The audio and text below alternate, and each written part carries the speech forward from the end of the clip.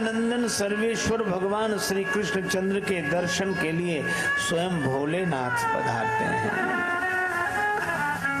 नंद बाबा का घर पूछते हैं, हमें भगवान श्री कृष्ण का दर्शन हो जाए।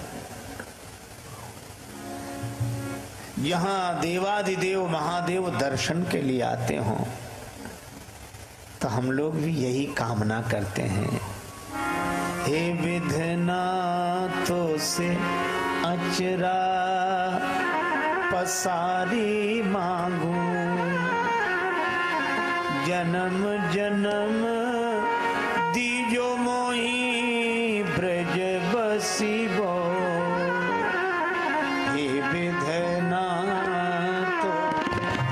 अचरा, हे विधनाथ से अचरा जन्म जन्म तीजो मोही ब्रज बसिबो, हे विधनाथ अचरा अचरा, हे विधनाथ से अचरा। ग्वाल की जाति सामीप्य नंद घर, नंद नंदन संग हिली मिली रही हो, नंद नंदन संग हिली मिल रही हो, हे विधनाथ से अचरा, ओ हे विधनाथ से अचरा।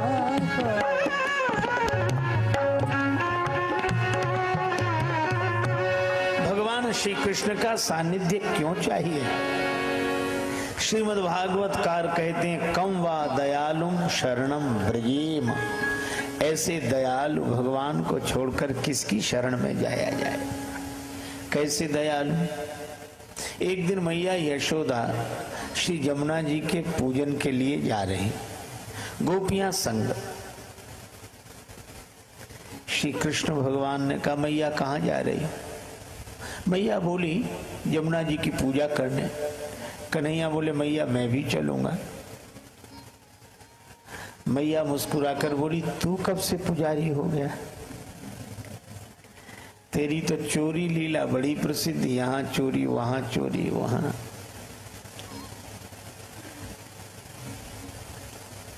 मैया, बुरे आदमी में भी अच्छी आदत आ ही जाती है, चोर ही सही पर पूजा करने का मन है तो ले चलो ना। अच्छा चल। श्री कृष्ण तैयार, यशोदा मैया तैयार, यशोदा जी गई, गोपियां गई, श्री कृष्ण भगवान गए। वहां माता यशोदा ने दीपक जलाया, जमुना जी की आरती की, दीपक प्रवाहित कर दिया। गोपियों ने भी दिए जलाए, जमुना जी की आरती करके दीपक प्रवाहित कर दिए। और बाद में मैया यशोदा ने प्रणाम किया जमुना मैया को, हे जमुना मैया, मेरा कन्हैया सदा प्रसन्न रहे। गोपियों ने भी प्रार्थना की, और प्रार्थना प्रणाम करने के बाद गोपियां और यशोदा मैया आंख बंद करके बैठ गई। अब श्री कृष्ण कभी तो आंख मूंदे हुए मैया और गोपियों की ओर देखें, कभी जमुना जी में बहते हुए दियों की ओर देखें। उन्होंने कहा दीपकों से कि तुम बहते जा रहे हो और हम देख रहे हैं, अनादिकाल से तुम बहते रहे हो, ये कर्म की धारा में बहते जा रहे हो। विधि निषेधमय कलिमल हरणी कर्म कथा रवि नंदनी वर्णी, ये कर्म कथा ही जमुना जी हैं। ये कर्म तो इसका ये फल, ये कर्म तो इसका ये फल, और फल निश्चित मिलता है। देखो, एक आदमी अपने रास्ते से जा रहा था, रास्ते के किनारे उसे आम का बगीचा मिला, बड़ा सुंदर बगीचा। अब उस आदमी ने आम के वृक्ष में लगे हुए फल देखे। अब आप विचार करो, फल देखा किसने? आंख ने। आंख ना होती तो कैसे देखता? लेकिन उस फल वृक्ष के पास क्या आंख चलकर जा सकती है? तो चलकर गए कौन? पांव। तो जिसने देखा वो गया नहीं, आंख ने देखा, गए पांव। अच्छा, पांव चाहे तो फल तोड़ सकते हैं? देखा आंख ने, गए पांव, फल तोड़ा हाथ ने।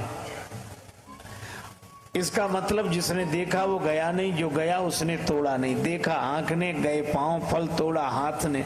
अच्छा, हाथ को स्वाद मिल जाएगा कि फल खट्टा है कि मीठा?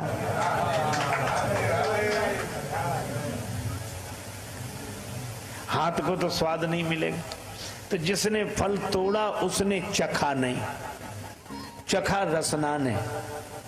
जिसने देखा वो गया नहीं, जो गया उसने फल तोड़ा नहीं, जिसने तोड़ा उसने चखा नहीं। देखा आंख ने, गए पांव, फल तोड़ा हाथ ने, चखा रसना ने। और एक अद्भुत बात, जिसने चखा उसने रखा नहीं।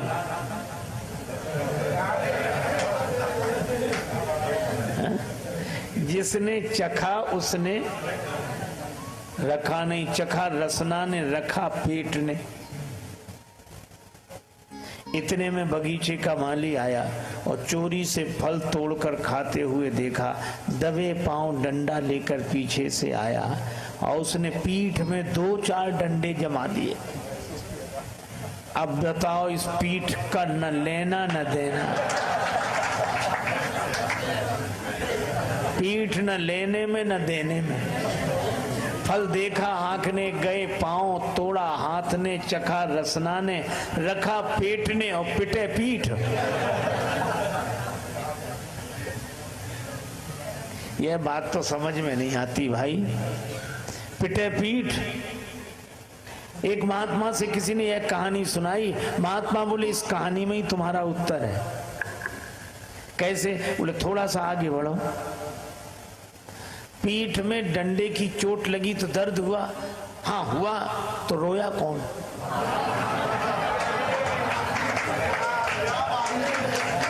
आंसू कहां से निकले? आंख से ही। तो चाहे जितने चक्कर के बाद मिले, फल उसी को मिलेगा जिसका गुनाह है।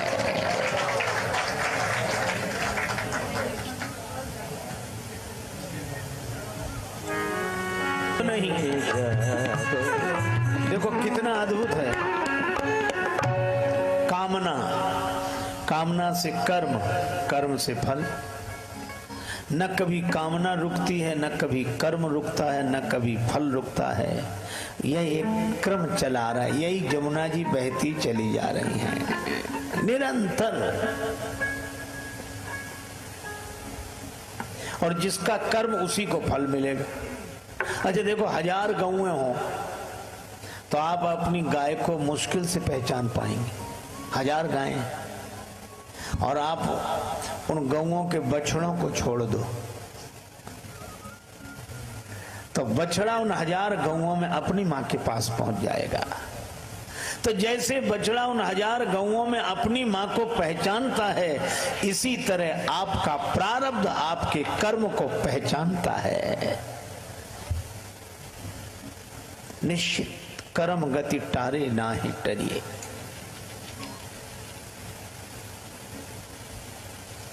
अच्छा भैया, एक जगह अखबार में खबर छपी, राम स्वरूप ने चोरी की, फलस्वरूप पकड़े गए। तो दूसरा आदमी बड़ा बोले, क्या जमाना आया है, कोई चोरी करे किसी को पकड़ते हैं। चोरी राम स्वरूप ने की तो फलस्वरूप को क्यों पकड़ा?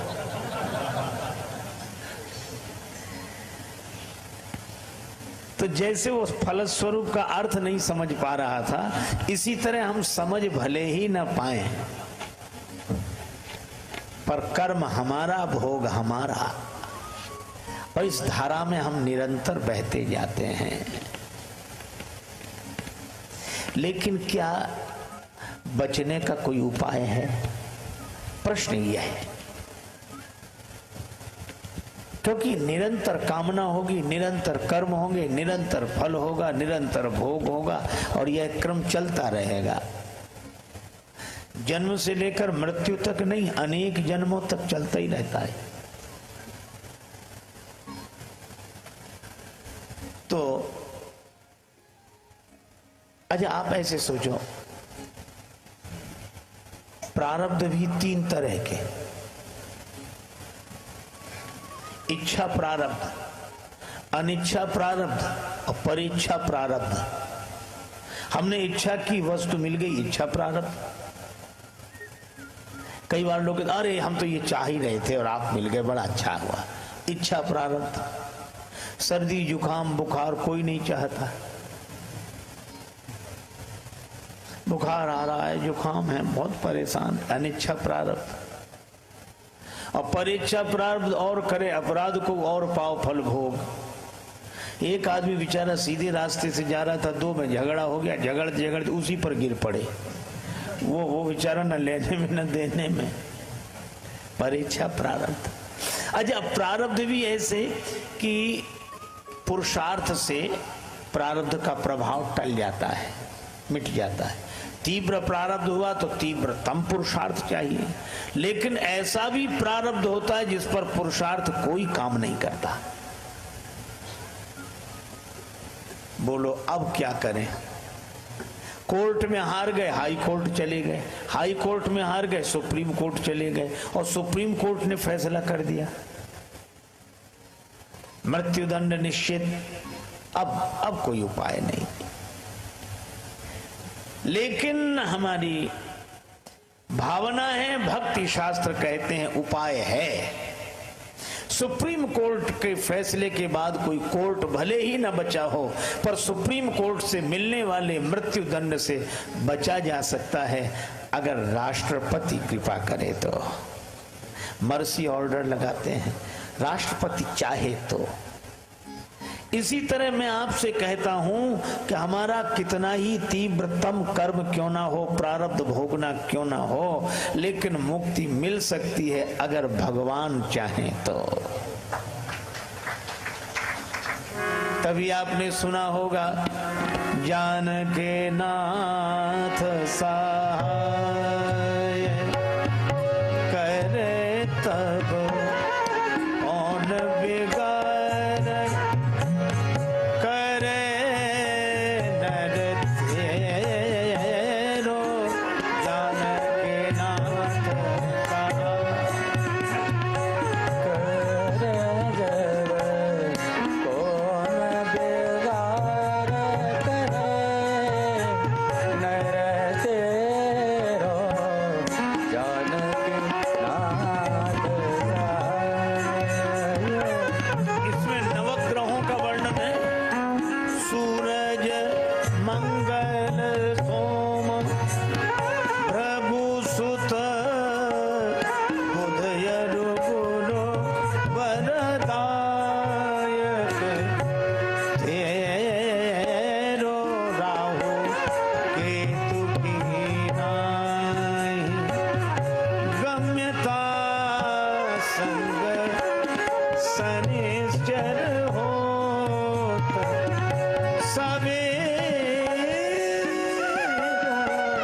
नाथ सहाय करे जब जानके नाथ सहाय, करे जब जानके नाथ सहाय, कौन बिगाड़ करे नर तेरो, जानकी नाथ सहाय,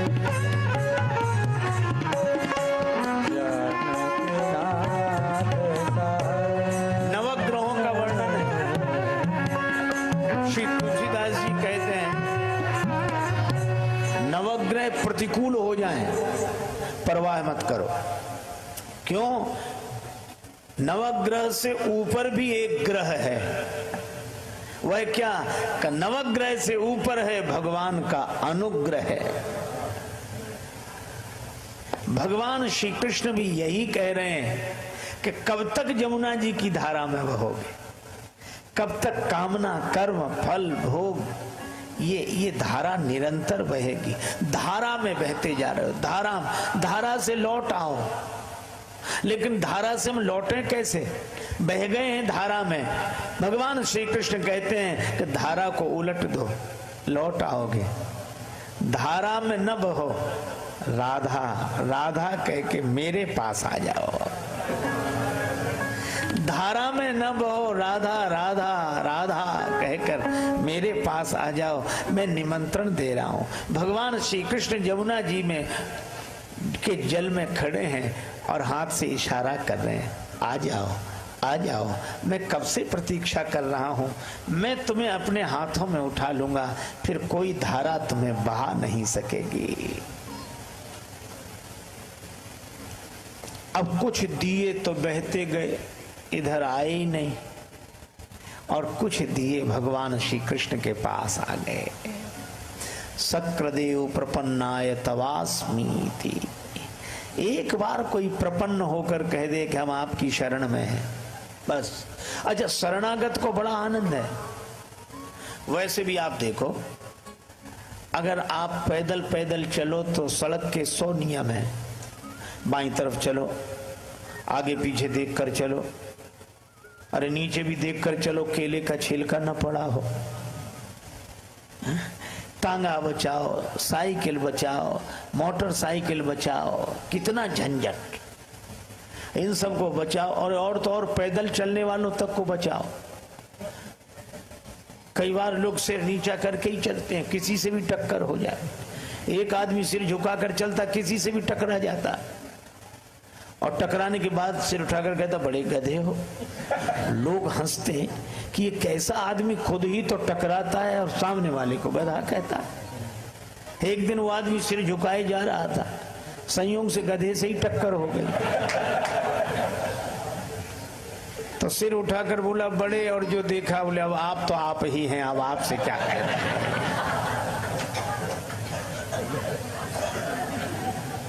अरे इतनी समस्या, नीचे देखो तो देखो, ऊपर देखो।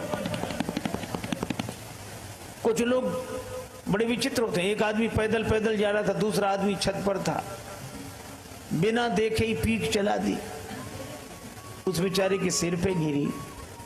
तो उसने हाथ जोड़कर कहा कि भाई साहब नीचे देखकर नहीं थूक सकते। तो वो क्या बोला कि तुम ऊपर देखकर क्यों नहीं चलते। उसने कहा कि अच्छा ही है कि हम ऊपर देखकर नहीं चल रहे, ने सिर का स्थान मुंह ही होता। तो कितने झंझट। आप एक काम करो, इन सब झंझटों से मुक्ति हो जाएगी, केवल एक काम करो। क्या? आप एक तरफ खड़े होकर बस की प्रतीक्षा कर लो। पीछे बस आ रही है, आप तो विश्वास का टिकट लेकर श्रद्धा की सीट पर बैठ जाओ। भगवान की शरणागति रूपी बस में श्रद्धा का टिकट, विश्वास का टिकट लेकर श्रद्धा की सीट पर बैठ जाओ, तो चाहे आगे देखो, चाहे पीछे देखो, चाहे दाएं देखो, चाहे आंख मीच के सो जाओ, चाहे अखबार पढ़ो, और आपकी यात्रा होगी होगी, अवश्य होगी। क्योंकि अब जिम्मेवारी उसकी है जो आगे बैठकर बस चला रहा है। भगवान श्री कृष्ण कहते हैं मेरी शरण में आ जाओ। सर्वधर्मान परित्यज्य मामेकं शरणं व्रज अहम त्वया सर्व पापेभ्यो मोक्षयिष्यामि मा शुचः। मेरी शरण में आ जाओ, मेरी शरण में। अगर आपको यह वीडियो पसंद आई हो तो हमारे चैनल रामायणी को सब्सक्राइब करें और इस वीडियो को लाइक करके महाराज जी के लिए अपना प्यार प्रकट करें। आप इस वीडियो को शेयर करें ताकि ये वीडियो ज्यादा से ज्यादा लोगों तक पहुंच सके, और कमेंट्स में अपने विचार और सुझाव दें, जिससे हम आपके लिए ऐसे ही वीडियोस और पेश कर सके। जय श्री सीताराम जी।